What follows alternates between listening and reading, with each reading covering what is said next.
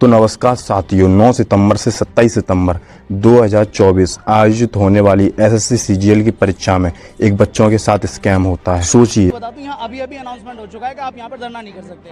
ठीक है, हमारा दोष क्या है, हम शांति से खड़े हैं, बैठे हैं, बच्चे बैठे हैं। ये बच्चे बिहार से आए हुए हैं, उत्तर प्रदेश के, हरियाणा, राजस्थान के।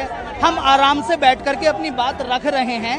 हम सिर्फ ये, आपने सालों मेहनत की, रात रात जागकर आपने पढ़ाई की, आपके माँ बाप ने मजदूरी करके आपको पढ़ाया, लेकिन आपका सपना किसी और की जेब में बिक गया।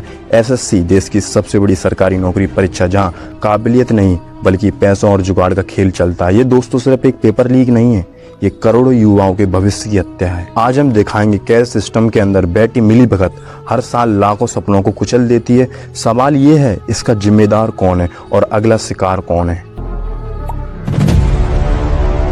जब परीक्षा हो रही थी तो कई परीक्षा केंद्रों पर सर्वर क्रैश, लॉगिन जैसी त्रुटियां देखने को मिली। तो कहीं भाई कीबोर्ड काम नहीं कर रहे हैं, तो कहीं कंप्यूटर काम नहीं कर रहे हैं। पेपर होने से पहले ही क्वेश्चन का टिक मिला हुआ दिख रहा है। भाई हद तो तब हो गई जब 28 जुलाई 2025 में पेपर लीक होने की खबर मिली। कई उम्मीदवारों को कहना है कि मेरा पसंदीदा केंद्र मुझे नहीं मिला पेपर देने के लिए, मुझे सेंटर नहीं मिला, और मिला तो वहाँ पे अच्छे पेपर देने की व्यवस्था नहीं थी। और एक बच्चे ने बताया कि मेरा सेंटर तो भाई अंडमान निकोबार कर दिया। इन लोगों से ये पूछा जाए, पेपर कंडक्ट कराने वालों से, अगर इनके पास इतना ही पैसा होता अंडमान निकोबार जाने के लिए तो ये क्यों पेपर देते, ये अपना अच्छा बिजनेस खोल लेते, अच्छी जिंदगी जीते, ये तुम्हारे तलवे नहीं चाटते। पूरा असली विवाद इसलिए हो रहा है क्योंकि जो एसएससी सीजीएल कंडक्ट कराने के लिए जो कंपनी को बोला था वो 2024 से पहला था टीसीएस के पार, पर कुछ पैसों की धांधली करने के लिए इन्होंने एडीक्यूटी को ये दे देने के लिए, और परिणाम क्या मिला, इनके कुछ सेंटरों पर एक महिला बैठी चौकीदार के भेष में बच्चों को मारने के लिए, और कहीं तो नीचे भैंस बनी है तो ऊपर भाई चल रहा है अपना पेपर। और 10 लाख में, ओनली 10 लाख में ये लाइब्रेरी बिच रही है पेपर होने के लिए, और पेपर एक गली चल रही है उसमें। कुछ चंदे धंधे का मॉडर्न चलाने के लिए उन्होंने बच्चों के साथ गेम खेला, और जब शिक्षकों ने विरोध किया तो लाठी चार्ज हुई, किसी का हाथ तोड़ा गया, तो कई टीचरों को घंटे बस में घुमाया गया बिना किसी रीजन के। एसएससी ने अभी तक इसका आधिकारिक जवाब नहीं दिया। ट्विटर पे एक पोस्ट आती है जिसमें बच्चों की सभी को मांगों को रखा जाता है। सबसे पहली जो मांग होती है वो होती है एडीक्यूटी को बैन करो जो एग्जाम को कंडक्ट करा रही है। एग्जाम कैलेंडर के साथ साथ इसी नोटिस से रिजल्ट डेट भी बताया जाए, और ऐसी बहुत सी मांगे रखी जाती हैं। और ये एसएससी की प्रॉब्लम नहीं है, और ये एक एग्जाम की प्रॉब्लम नहीं है। SSC CGL 2017 paper leak, RPSC paper leak, Rajasthan public service commission धोखाधड़ी, Jharkhand SSC 2024 paper leak.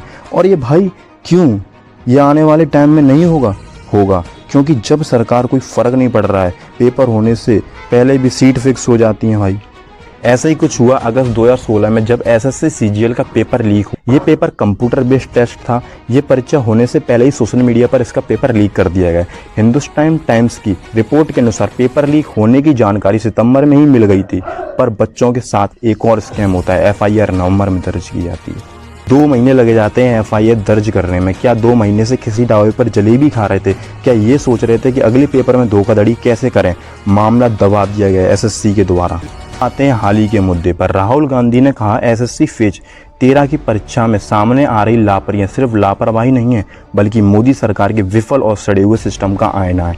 Arvind Kejriwal ने कहा देश का युवा सड़क पर लाठियां खा रहा है, युवाओं के सपने और उम्मीदों पर वार हुआ है, और सड़े हुए सिस्टम को चलाने वाले की तरफ से कोई रिस्पॉन्स नहीं आता।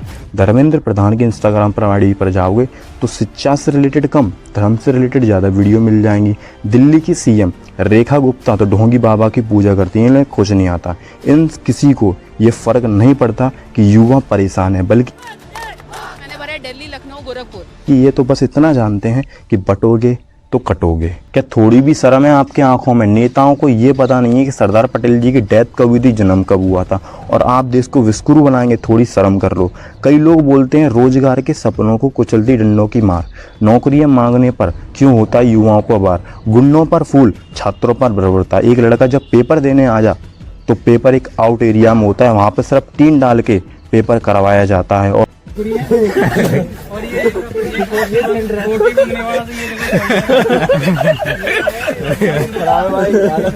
वहाँ पे सिर्फ घास होती है। एग्जाम सेंटर की पूछो मत, कहीं पर टीन डाल के व्यवस्था बनाई गई है तो कहीं एग्जाम सेंटर पर पंखे नहीं है, कहीं झोपड़ियाँ डली हैं। कुछ बच्चों ने ये भी बताया है कि एग्जाम सेंटर पर बाउंसर रखे गए। बाउंसर्स को रखा जा रहा है, ये समझ में नहीं आ रहा है कि एग्जाम सेंटर्स पे बाउंसर्स का क्या काम है।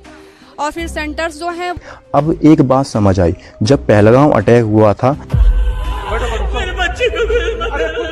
तब किसी के पास सेक्रेटरी नहीं थी, तो बच्चा को सेक्रेटरी दी जाती है।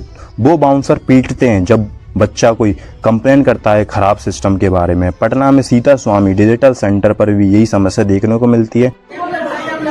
देखो दोस्त, ये पटना का सेंटर है स्वामी सीता स्वामी डिजिटल, जहाँ सिस्टम बीच में ही रुक जाता है और बच्चों का पेपर डिलीट कर दिया जाता है। और बच्चे ये भी बोलते हैं कि जो लोग मैनेजमेंट को संभालते हैं वो हमें कहीं दिखते ही नहीं है। कोई इतना कैसे गिर सकता है? 10 लाख रुपए में लैब बिक रहे हैं, नीचे आटा चक्की चल रही है तो भाई ऊपर पेपर चल रहा है, और मोबाइल लेकर बच्चे जा रहे हैं सेंटर पर। दरोगा बनकर ये बच्चे वास्तव में सही आएंगे? और यह जब ये बात गवर्नमेंट से पूछी जाएगी तो एक भी नेता नहीं है जो अनएम्प्लॉयमेंट के बारे में बात करेगा। बस एक काम कर लो, जितने भी लोग तुम्हारी पार्टी में कार्य करता है उन्हें आईफोन गिफ्ट कर दो। डॉक्टर जवाहरलाल नेहरू जी का कहना है कि बच्चे आज का भविष्य हैं और शिक्षा उस भविष्य का आकार देती है। और मेरा मानना है जब इसका उल्टा होता है तो लोकतंत्र की हत्या हुई। एक एसएससी कैंडिडेट्स कहती है जो दिल्ली का बच्चा है उसे सेंटर मिल रहा है जम्मू कश्मीर, और जम्मू कश्मीर का जो बच्चा है उसे एग्ज़ाम सेंटर मिल रहा है दिल्ली में। और जब वो अपनी जगह पे पहुंचता है एग्ज़ाम देने के लिए तो उसे पता चलता है कि एग्ज़ाम कैंसल्ड है। उन्होंने तो हद कर दी। जब नीतू मैम को अरेस्ट किया जाता है उन्हें एक महिला कांस्टेबल नहीं, उन्हें कोई और अरेस्ट करता है। कुछ टीचर ये भी बोलते हैं कि बच्चों का एडमिट कार्ड देरी से आ रहा है। कहा जाता है ये टीचरों को मारा जा रहा है, वो एक साजिश है। महत्वपूर्ण बात तो ये है भाई, ये पेपर एआई से बनवा रहे हैं। खुद एसएससी ने नोटिस दिया है पर ये भूल गए कि एआई आउट ऑफ सिलेबस बना रहा है। भाई इन्हें एग्जाम कंडक्ट कराने को क्या कहें। अगर देखा जाए जितना भी मैंने अपनी वीडियो में बोला है उसकी एक समरी बनाई जाए तो ये देखने को मिलता है। मतलब देखा जाए ठीक है, अगर कोई खिलाफ बोले तो एफआईआर लगा दो, अगर और ना माने तो उसके हाथ पर तोड़ दो, और अगर और ना माने ज़्यादा तो देशद्रोही का दर्जा दे दो। इससे हमें ये पता चलता है कि सड़ा हुआ सिस्टम चाहता ही नहीं है कि बच्चों को अच्छी तरीके से व्यवस्था मिले। हर साल सीजीएल में 36 लाख से ज़्यादा बच्चे फॉर्म भरते हैं और एक फॉर्म भरने के 100 रुपये लगते हैं। अगर हम कैलकुलेशन करें तो हमें पता चलता है कि इतना पैसा बनता है कि पूछो मत। और व्यवस्था के रूप में क्या मिलता है बच्चों को? बाउंसर, जो बच्चों को पीटने के लिए रखे जाते हैं। क्या उम्मीद करें अब ऐसी गवर्नमेंट से? मोदी जी विदेश घूम रहे हैं। अब इस वीडियो को ख़त्म करने से पहले मैं आपसे एक बात कहना चाहता हूँ, बस आपको अपना हक लेने के लिए प्रोटेस्ट करनी पड़ेगी, नहीं तो आपको हक नहीं मिलेगा।